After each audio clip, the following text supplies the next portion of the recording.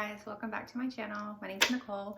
If you are new here, which most of you probably are because I'm pretty new at this, hello, how are you? And I would love it if you would hit the like and subscribe button because YouTube really likes that. And today I wanted to do a video that kind of played off of the video that I did last week, how to look stylish with as least effort as possible. And I wanted to focus today on the mom frump. I don't necessarily think that it is just moms that go through this, but anyhow, you get the idea. I'm a mom, it's relevant to me, so that's kind of where I went from it. Hey guys, make sure you stay tuned to the end. I have a special message that I want to share with you, and it's something kind of near and dear to my heart, so if you wouldn't mind hanging out till the end, I promise it'll be worth it. The definition of frumpy that Siri gives is, hold tight, I'm gonna read this. It says, dowdy and old-fashioned. I don't really think that that's a very good definition of frumpy, because with my handle being vintage Carrie Niccole, I am in love with all things old. So I think it has more to do with the way that clothes fit you, and in particular, wearing clothes that do not fit you. So I think tip number one would be to make sure that you are wearing something that actually fits you. I had a girlfriend back in the day who was a dress size 2, and she wore underwear that were a size 10. So ladies, if you know how underwear are classified, a 6 in underwear is probably somewhere between maybe a 6 and an 8 in a dress size. A 7 would be somewhere along the lines of maybe 10 to 12. 7 would be 12 to 14. 8, you get it, the numbers are going higher. The girl weighed 110 pounds and was wearing a size 10 underwear. I don't know how she physically did that. It was eye-awakening to say the least when I took her shopping for underwear that actually fit, and her mind was blown. Is this thing on? All right, so as you can see, I have my little LL Cool J look going on here. A big oversized t-shirt, pair of joggers, the worst pair of sandals. We'll get to that in a second. And it does nothing for the look. So if you're hanging around the house and you feel like crap, change your clothes. I'm going to show you a piece of clothing that is considered, it's old, but is far from frumpy. So this is one of my absolute favorite tops. It is made of pure lace. I have a lace bralette underneath it, and I have paired it with a long maxi skirt. And I beg to differ if anybody was to say that this is frumpy. Okay, so now that we've got the definition of frumpy out of the way and we've seen an example of frumpy, I have in my little basket of goodies here some other things that I think can help get you out of that kind of funk. What number are we on? I think we're on number 2. So number 2 is going to be, if you get out of bed and you're not really feeling too much, put on a bra. These things are amazing. I cannot tell you how many times I've got out of bed and felt like crap, and then I just put on a bra and I'm like, hey, I can do this. Girl power. Most people are going to probably say, you know, free the tatas, but I need them reined in. So put on a bra. Okay, so on to tip number 3. You don't have to put on a full face of makeup, but just putting on maybe some tinted moisturizer and some mascara. I can link these both below. Unless you have absolutely flawless skin, which by the way, on you, it can do just amazing things for your overall appearance. I personally get my eyelashes done because I don't want to deal with mascara. And then just a little bit of lip gloss.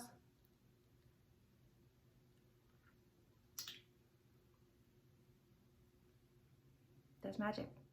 Number 4, It's not in my basket of tricks, but it is, you don't have to fix your hair every day, but just do something to it. Even if it's putting it up in a high bun, brush it. I can't tell you how many times I've gone like, I haven't brushed my hair today. Brushing is good. Should have had a brush in my bag. Okay, so I think we're on tip number 5 now. So I live in Texas and flip-flops are pretty much a staple of everybody's wardrobe. I'm so embarrassed to show you these, but I've held on to them for sentimental reasons because my best friend bought them for me and I just thought they were so cute. And when they're on my feet, you can't tell how gross they are, but they're horrible. So these are my flip-flops. They are gonna go in the trash after this embarrassing display. But guys, like I said, the texture, I mean the beading and everything, that's all still intact. But Lord, if I go to the get a pedicure, I don't want them to see my shoes. So if you're gonna wear flip-flops, invest in a good pair, and if they start to show signs of wear, go ahead and get rid of them. I do have another pair that are far less embarrassing. These are a pair of Guess flip-flops, and you can see that I have worn them, but I have not worn the soles off the shoes on them. So flip-flops are great. You just gotta make sure that they don't look disgusting because, ooh. Okay, so the next piece of advice that I have is whenever you're getting dressed, this is where the leggings are gonna come into play because leggings are different than yoga pants. Let's get that off the table, okay? Yoga pants are for exercising. Leggings are meant to wear under tunics, with sweaters, with t-shirts. They are not see-through. That is the number one thing, is that you should not be able to see through them. They should be thick enough that if you run your hand through the bottom of them, you cannot see your hand. In that case, showing off a little bit of your bum is okay. But if they are transparent at all, do not show your butt. No, passion, no. I'm gonna show you a couple of examples of how to dress up just a pair of black leggings, and we're gonna use the rule of 3. So the rule of 3 is you take 2 pieces of clothing. I'm going to use a white t-shirt, a pair of leggings, add 1 other piece of clothing, hence 3. It'll show you how it steps up the fashion game just a little bit. I am also, well, I'll just show you. Hold tight. Okay, so I just have on a basic white t-shirt. I have my leggings on. Just by adding a simple blue denim chambray shirt, elevates the look of the outfit. You can untuck your shirt if you like, if you are having any self-consciousness going on in the abdominal area, and you can roll the sleeves if you like. And then, of course, we pair it with our Converse. What do you think? Okay, so another example of how to use the 2/3 method is I kept my leggings on and I just paired it with a puffy sweater, which I thought was super cute. I got this at Target. I'll see if I can find the link. If I can, I'll put it below. And then we're just going to pair it with a nice pair of knee-high boots. So let's do this.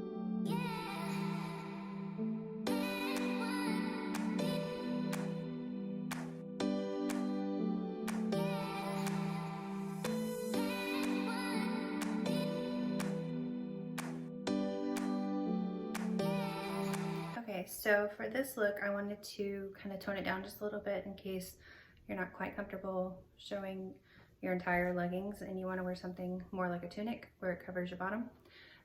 This one I was able to find on Amazon, and you can see it's got like gorgeous lace details, and it does go far enough to cover your bum. You can see that there is full coverage over the tush, and I just simply changed the shirt so that 2/3 rule still applies. I just used the black boots as my 3rd option.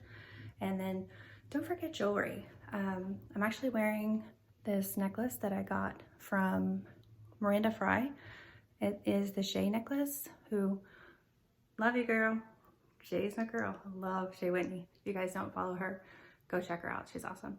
And then I paired it with some gold hoops. So just adding a couple pieces of jewelry, nothing too extravagant or anything like that, can really help play up an outfit as well. I think I've lost count. I think we're on tip number 7, and that is going to be to invest in some staples of your wardrobe, like a killer pair of jeans that just make your butt look great. A pair of boots. You guys know I've already done probably 3 of my videos have contained my knee-high boots that I got from Steve Madden. I'll link those down in the description box below as well. I will wear the soles off of those boots by the end of this winter season. Maybe a really nice blazer, like a pea coat. All of those can be really nice staples that whenever you don't know what to wear, you can just kind of throw those on and make yourself feel a little less frumpy. Tip number 8 is going to be put something on that makes you smell good. I am a total scent person. Scents for me bring back memories, trigger emotions, different things like that. So in my little bag of goodies, hold tight, I have my latest, can you guys see that?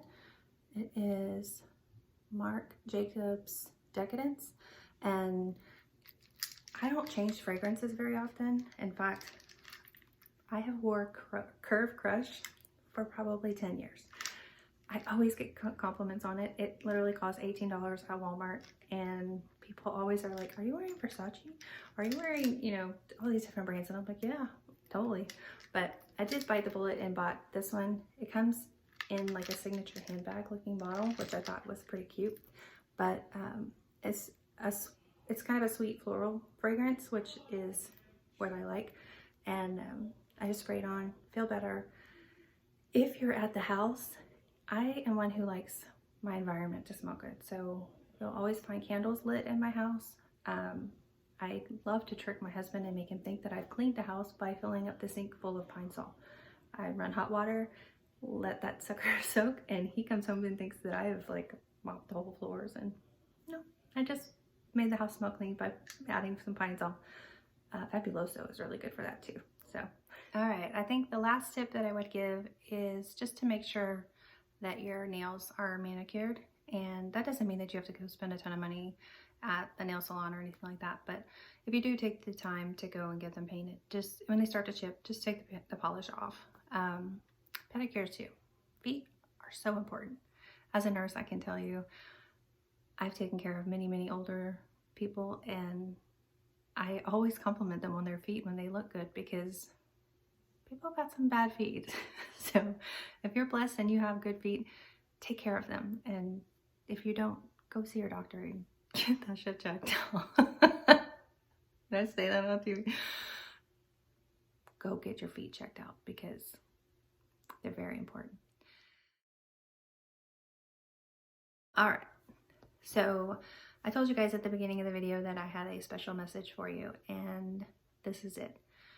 The things that I spoke about today are a fun way to try to get you out of a temporary situation where you feel like you're just feeling kind of frumpy and just maybe need a little bit of a pick-me-up.